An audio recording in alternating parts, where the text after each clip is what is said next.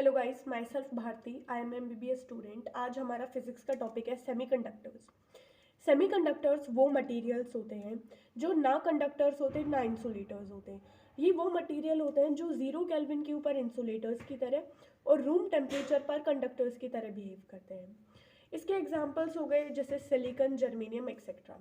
उसके बाद आता है हमारे पास 2 टाइप्स के सेमीकंडक्टर होते हैं, इंट्रिंसिक एंड एक्सट्रिंसिक। जो इंट्रिंसिक सेमीकंडक्टर्स हो गए और extrinsic semiconductor. Extrinsic semiconductor further 2 तरीके के होते हैं, एन टाइप और पी टाइप। जो इंट्रिंसिक सेमीकंडक्टर्स होते हैं ये वो सेमीकंडक्टर्स होते हैं जिनके अंदर इम्प्योरिटीज नहीं होती, ये प्योर होते हैं, ये टेम्परेचर डिपेंडेंट होते हैं, इनके अंदर जितने नंबर ऑफ इलेक्ट्रॉन्स निकलते हैं उतने ही नंबर ऑफ होल्स बनते हैं। तो जो करंट होता है वो इलेक्ट्रॉन्स की वजह से भी होगा और होल्स की वजह से भी होगा। इसका एग्जाम्पल्स होते हैं जो कार्बन फैमिली होती है, जैसे सिलिकॉन, जर्मेनियम एक्सेट्रा। जो सबसे इंपॉर्टेंट पॉइंट आता है इंट्रिंसिक सेमीकंडक्टर के बारे में वो होता है इसकी लो कंडक्टिविटी। मैं एक बार समराइज कर रही हूँ। इंट्रिंसिक सेमीकंडक्टर्स प्योर होते हैं, टेम्परेचर डिपेंडेंट होते हैं, जितने नंबर ऑफ इलेक्ट्रॉन बनेंगे उतने ही होल बनेंगे, तो करंट दोनों की वजह से क्रिएट होगा। इसके एग्जांपल्स होते हैं कार्बन फैमिली के एलिमेंट जैसे सिलिकॉन, जर्मेनियम एक्सेट्रा। इनके अंदर बहुत लो कंडक्टिविटी होती है। तो इसी रीजन की वजह से एक्सट्रिंसिक सेमीकंडक्टर्स बॉन्ड हुए। कैसे? एक्सट्रिंसिक सेमीकंडक्टर्स क्या होते हैं, इन इंट्रिंसिक सेमीकंडक्टर्स के अंदर अगर हम डोपिंग कर दें, डोपिंग का मतलब होता है अगर इम्प्योरिटीज ऐड कर दें तो वो एक्सट्रिंसिक सेमीकंडक्टर्स बन जाते हैं, उनकी हाई कंडक्टिविटी होती है।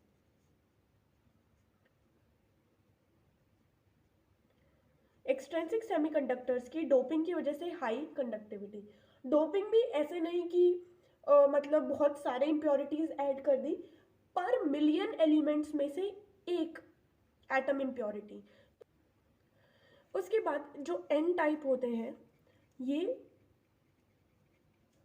पेंटावेलेंट होते हैं और जो पी टाइप होते हैं ये ट्राईवेलेंट होते हैं। पेंटावेलेंट का मतलब है इनकी वैलेंस शेल के अंदर 5 इलेक्ट्रॉन्स हैं, जैसे कि फॉस्फोरस, आर्सेनिक, यानी 15th ग्रुप। जो ट्राईवेलेंट होते हैं जिनके अंदर 3 इलेक्ट्रॉन्स होते हैं आउटर मोस्ट शेल में, जैसे aluminium, in short 13th group. तो बेसिकली अगर जो पेंटावेलेंट होते हैं इनके अंदर 5 इलेक्ट्रॉन्स होते हैं, यानी एक्सेसिव इलेक्ट्रॉन्स होते हैं, तो इनके अंदर जो मेनली कंडक्शन का काम होता है वो इलेक्ट्रॉन्स की वजह से होता है। जो मेनली करंट प्रोड्यूस होता है वो भी इलेक्ट्रॉन्स की वजह से होता है। पी टाइप सेमीकंडक्टर्स के अंदर वैलेंसी कम होती है, एल्यूमिनियम है, इसकी 3 इलेक्ट्रॉन्स प्रेजेंट होते हैं, तो एक होल प्रेजेंट होगा, तो इसके अंदर जो कंडक्शन होता है वो होल्स के थ्रू होता है, जो करंट होता है वो होल्स की वजह से होता है, तो कंडक्टिविटी होती है वो भी होल्स की वजह से होती है। जो एन टाइप होते हैं ये डोनर इम्प्योरिटी होती है, और जो पी टाइप होते हैं ये एक्सेप्टर इम्प्योरिटी होती है, क्योंकि इसमें होल प्रेजेंट होते हैं। बेसिकली होल्स क्या होते हैं, वो स्पेसेस जहाँ पर एक वैलेंस इलेक्ट्रॉन टेम्परेचर इंक्रीज होने पर एक्साइट होकर आ जाए, इन शॉर्ट खाली स्पेसेस। दोबारा एक बार हम रिकैप कर लेते हैं इसका। सेमीकंडक्टर्स में एन टाइप और P type. N type pentavalent, 5 electrons, electron ज़्यादा है तो कंडक्शन और करंट दोनों इलेक्ट्रॉन्स की वजह से होगा। जो पी टाइप होते हैं ये ट्राईवेलेंट होते हैं, 3 इलेक्ट्रॉन होते हैं, इनके अंदर जो करंट होता है मेनली वो होल्स की वजह से होता है, एग्जाम्पल एल्यूमिनियम एक्सेट्रा। उसके बाद आता है हमारे पास पी एन जंक्शन। जैसा कि इसका नाम सजेस्ट कर रहा है, जो पी एन जंक्शन होता है इसके अंदर पी टाइप भी सेमीकंडक्टर होता है और एन टाइप का सेमीकंडक्टर होता है। इसका स्ट्रक्चर कुछ इस तरीके का बनेगा। बेसिकली ये P हो गया, ये N हो गया। यहाँ P सेमीकंडक्टर है, मतलब यहाँ बहुत सारे होल्स प्रेजेंट हैं, या ये N टाइप सेमीकंडक्टर यानी यहाँ बहुत सारे इलेक्ट्रॉन्स प्रेजेंट हैं। और ये जो बीच का एरिया है ये वो है जहाँ पर होल्स और इलेक्ट्रॉन्स ने एक दूसरे को मिलकर ख़त्म कर दिया, तो इस एरिया को बोला जाता है डिप्लीशन लेयर।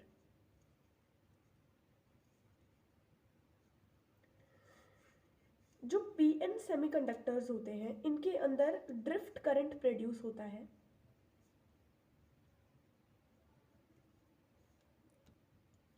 उसके बाद आता है forward biasing of PN junction और रिवर्स्ड बायसिंग। अगर हम इस पीएन जंक्शन को एक बैटरी से कनेक्ट कर दें,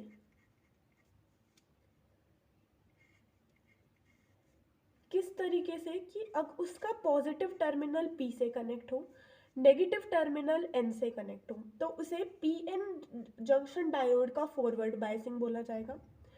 और अगर एक पीएन जंक्शन डायोड का P हम नेगेटिव टर्मिनल से और N पॉजिटिव टर्मिनल से कनेक्ट करें तो उसे रिवर्स्ड बायसिंग बोला जाएगा। फॉरवर्ड बायसिंग हो गया और ये रिवर्स बायसिंग हो गया। इसके अंदर मिली एम्पियर की रेंज में करंट प्रोड्यूस होता है और इसमें बहुत ज़्यादा ओपोजिशन होता है, तो इसके अंदर माइक्रो एम्पियर की रेंज के अंदर करंट प्रोड्यूस होता है। जो पॉजिटिव टर्मिनल होता है इसे हम हाई वोल्टेज भी बोलते हैं,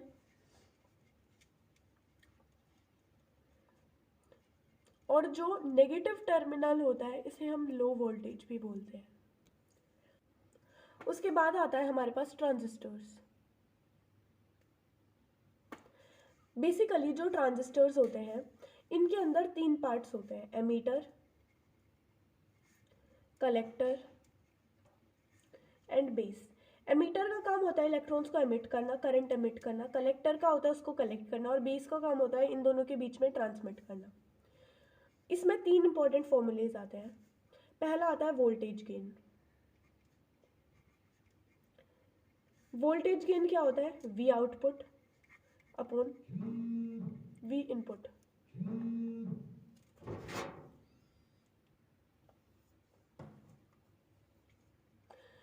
हम वी आउटपुट को क्या लिख सकते हैं?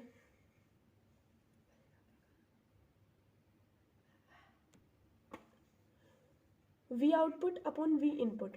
उसके बाद आता है करंट गेन। करंट गेन होता है I output upon I input.